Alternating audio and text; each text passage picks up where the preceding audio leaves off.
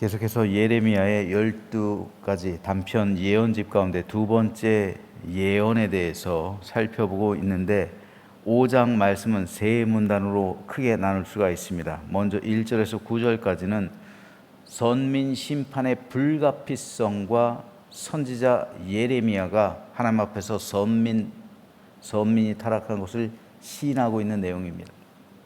두 번째로 10절에서 19절은 선민 심판의 원인과 이유를 하나님께서 말씀하시고 있는 장면이고요. 마지막으로 20절에서 31절은 선민의 타락과 그 결과에 대해 하나님께서 엄중 경고하고 있는 말씀입니다. 이 가운데 먼저 19절 말씀을 보면요, 그들이 만일 이르기를 우리 하나님 여호와께서 어찌하여 이 모든 일을 우리에게 행하셨느냐 하거든 너는 그들에게 이르기를 너희가 여호와를 버리고 너희 땅에서 이방신들을 섬겼은즉 이와 같이 너희 것이 아닌 땅에서 이방인들을 섬기리라 하라. 예레미야에게 하나님께서 말씀하신 거예요. 너희들이 이렇게 하나님의 심판을 받는 이유는 여호와를 버리고 이방신들을 섬겼기 때문에 너희가 이방인의 땅에서 그들을 섬기게 될 것이라는 그러한 심판 선언입니다. 그런데 여기서 우리가 한 가지 주목해 봐야 할 것이 있어요. 그들이 만일 이르기를 우리 하나님 여호와께서 어찌하여 이 모든 일을 우리에게 행하셨느냐, 어찌 하나님이 살아계시다면 이 나라 이 민족이 이런 고난을 당할 수 있느냐, 예레미야에게 물을 거다라는 말씀이에요. 이걸 선지자 예레미야에게 하나님께 묻는 거예요. 이스라엘 민족은 자기 잘못이 뭔지 모르는 거예요. 하나님 앞에서 죄를 짓는 것도 무서운 일인데 죄를 지어 놓고도 자기가 무슨 죄를 지었는지 알지 못하는 것, 이건 더 끔찍한 일이에요. 죄를 짓는 것보다 더 큰 죄는 내가 무슨 죄를 지었는지 알지 못하는 거예요. 어제 아베 총리가 총격을 받고 사망했는데 일본 사람들이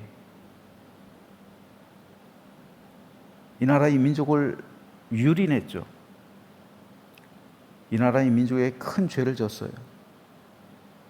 그런데 그 죄보다 더 큰 죄는 인정하지 않는 거예요. 자기들이 무슨 죄를 졌는지 인정하지 않는 거예요. 이게 더 큰 죄예요. 그래서 나라가 화합할 수가 없어요. 일본과 한국이라는 나라가 조화를 이룰 수가 없어요. 죄를 지을 수 있죠. 독일도 그랬고 이탈리아도 그랬고, 역사를 보면 민족들이, 나라들이 죄를 지을 수 있어요. 하지만 죄를 지었으면 달게 죄값을 받아야죠. 그리고 인정해야죠. 그래야 깨끗하게 다시 역사가 리세팅돼서 다시 국제 질서 속으로 들어가게 되는 거예요. 지금 독일을 나쁘다고 말하는 민족이 어디 있어요? 그들의 참여하는 모습을 보고 다 용서하지. 그리고 지난 역사라고 서로 화합을 향해 나아가고 손에 손을 맞잡는 거죠. 그런데 일본처럼 그러면 안 되는 거예요. 내가 무슨 죄를 졌냐고, 우리는 그런 적 없다고, 이렇게 해서는 안 되는 겁니다. 하나님 앞에서 죄를 짓는 것보다 더 끔찍한 죄는 회개하지 않는 죄예요. 죄는 누구나 다 지을 수 있어요. 하지만 회개는 아무나 하는 게 아니에요. 죄를 짓는 것보다 더 끔찍한 죄는 회개하지 않는 죄예요.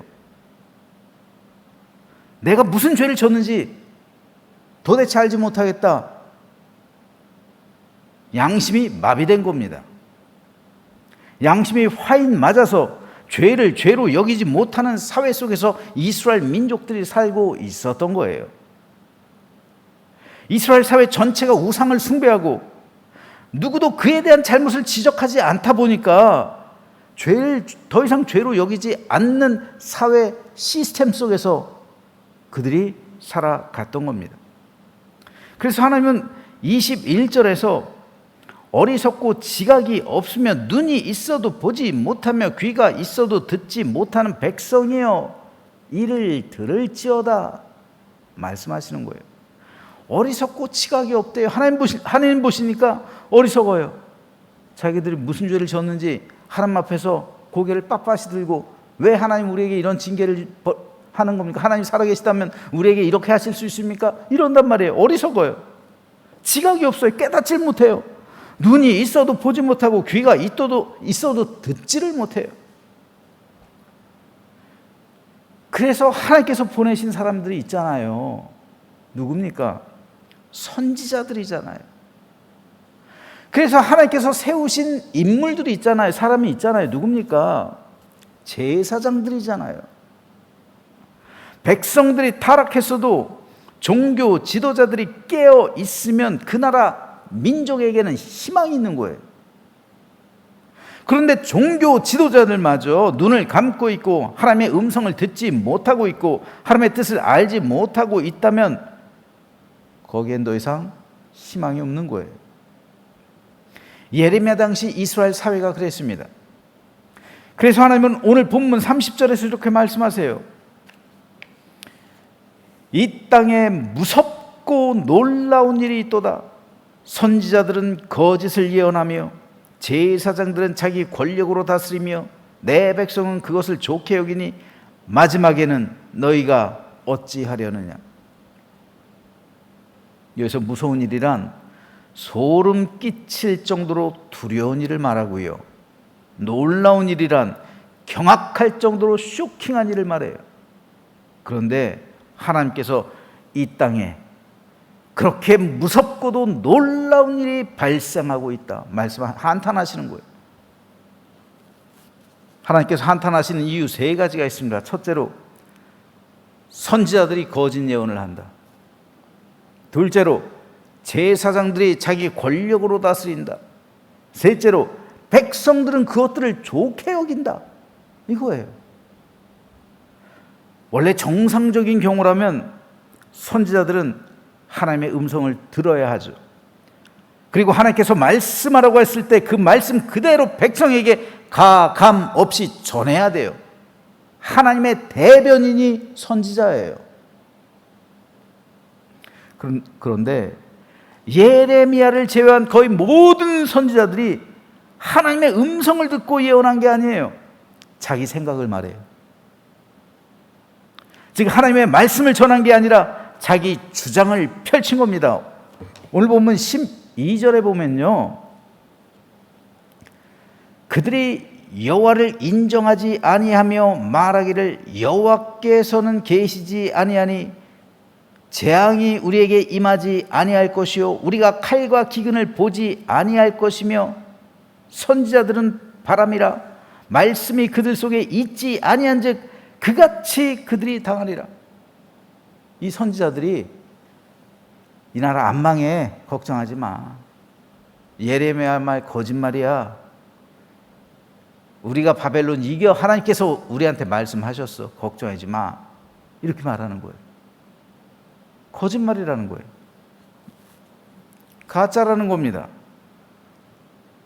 내가 그들의 입에 말을 넣어주지 않았다는 거예요. 근데 지들이 스스로 말을 한다는 거예요. 누구를 들먹이면서요? 하나님을요.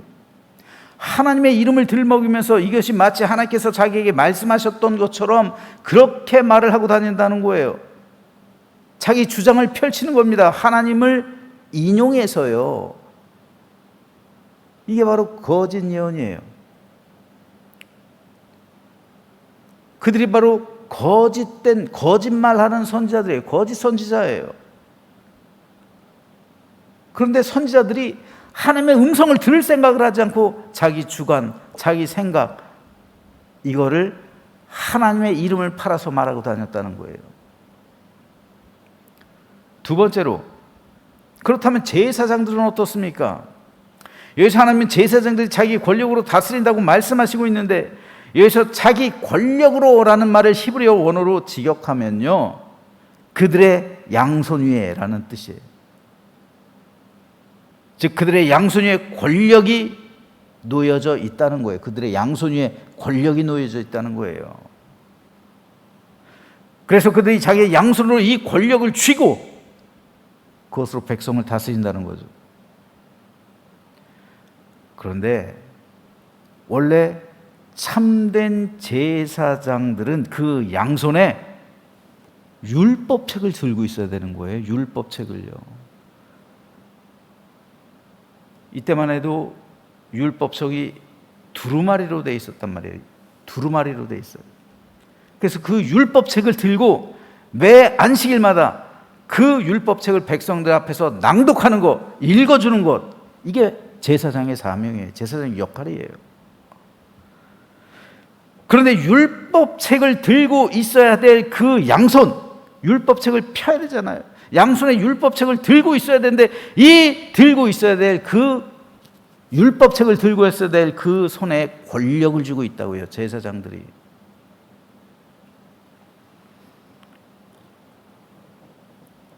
그렇기 때문에 제사장들의 사명은 기록된 하나님의 말씀, 즉 로고스의 말씀을 백성들에게 읽어줘야 되는 역할을 해야 되는 것이고, 선지자들의 사명은 하나님의 음성을 듣고 그 말씀은 레마의 말씀, 즉 선포되어지는 하나님의 말씀으로 전해야 되는 사명이 있는 거예요. 이것이 종교 지도자들의 역할입니다. 그리고 이 역할을 온전히 감당하면 그 나라 민족에게는 희망이 있는 거예요. 왜요? 하나님이 함께 하시니까요. 하지만 이스라엘 사회에서는 그렇지 않았어요. 예레미야 당시 제사장들 권력을 손에 쥐었고요. 또 선지자들은 하나님의 말씀이 아니라 자기 생각을 말하고 다녔어요. 왜일까요? 더 큰 문제가 있어요. 그건 선지자들과 제사장들이 이렇게 행동을 했던 이유가 백성들이 그것을 좋게 여겼기 때문이에요.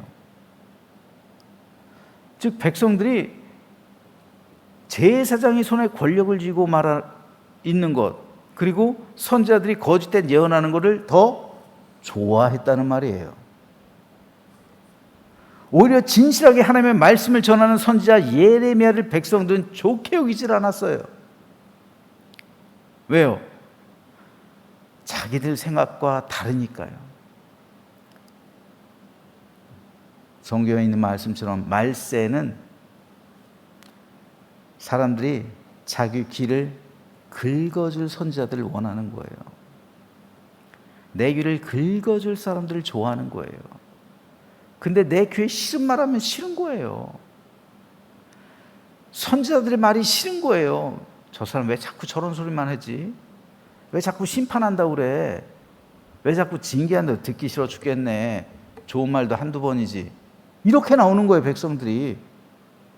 그런데 하나님께 평강이 있을지어다. 여러분 축복받을 백성들이다. 하나님께서 여러분과 함께 하시고 이 모든 어려움과 환난 중에서 여러분 지켜주시고 여러분 반드시 복에 복을 받을 것이다. 이걸 좋아하는 거예요. 자기 귀를 긁어줄 사람을 좋아하는 거예요. 그러니까 선지자들이 그걸 아는 거죠. 그거를 말해야 뭐라도 생기잖아요. 그거를 잘 말을 해줘야 비위를, 결국 선지자들과 제사장들이 백성의 비위를 맞춘 거예요. 그래서 그들로부터 존경을 받고 충분한 사례받고 자기 삶이 평안하고 안락하고 그럼 더 이상 바랄 게 없기 때문에 선지자와 제사장들이 백성들의 비위를 맞춰서 그들이 좋아하는 말을 해주는 거예요. 이것이 바로 하나님께서 말씀하시는 무섭고도 끔찍하고 놀라운 일이에요. 백성들과 제사장들과 선지자들 모두가 타락했어요. 그러니 그 사회에 어떻게 심판이 임하지 않겠느냐. 주님께서 말씀하시는 것처럼 마지막에는 너희가 어찌하려냐, 니들 어쩌려고 그래, 이 말이에요. 마지막에 네가 어떻게 되겠냐. 그렇다면 오늘 이 시대는 어떨까요? 오늘 우리 사회, 우리 교회들은 어떨까요? 과연 저는 하나님 앞에서 어떤 메시지를 여러분에게 전하고 있을까요? 과연 여러분은 어떤 메시지를 좋아할까요?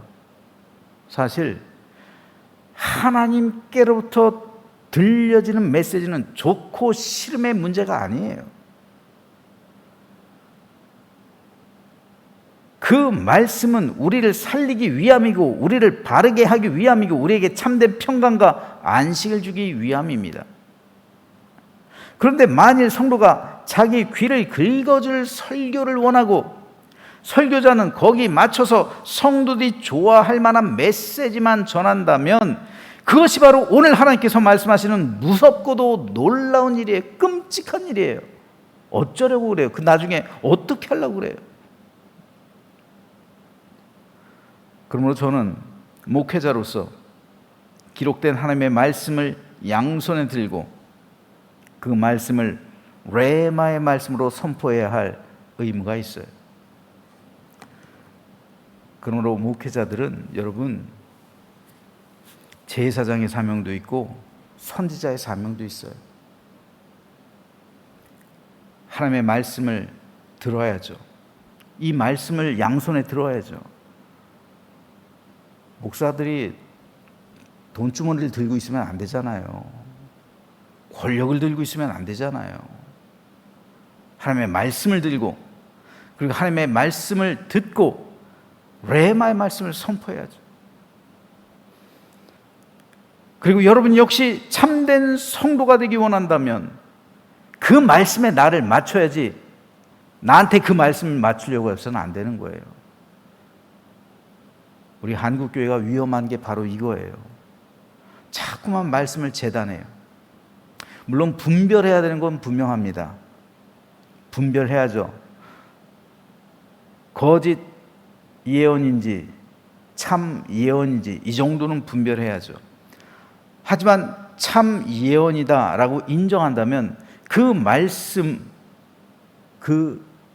거기서 흘러나오는 말씀은 순종해야죠. 적지 않은 교회와 성도들이 자기 기준으로 말씀을 재단해요. 그래서 참된 메시지임에도 불구하고 내 귀에 듣기 싫으면 거부합니다. 안 되는 거예요. 그러므로 저는 저와 여러분 모두 하나님 앞에서 참되고 바르고 정직하고 신실하게 믿음 생활하며 하나님께서 우리에게 주시기 원하는 샬롬의 은혜, 우리와 함께 하시는 그 은총을 우리 삶과 가정과 일터와 교회 가운데 충만히 누리며 살아가는 아름답고 복된 우리 모두가 되시기를 주님의 이름으로 부탁드립니다.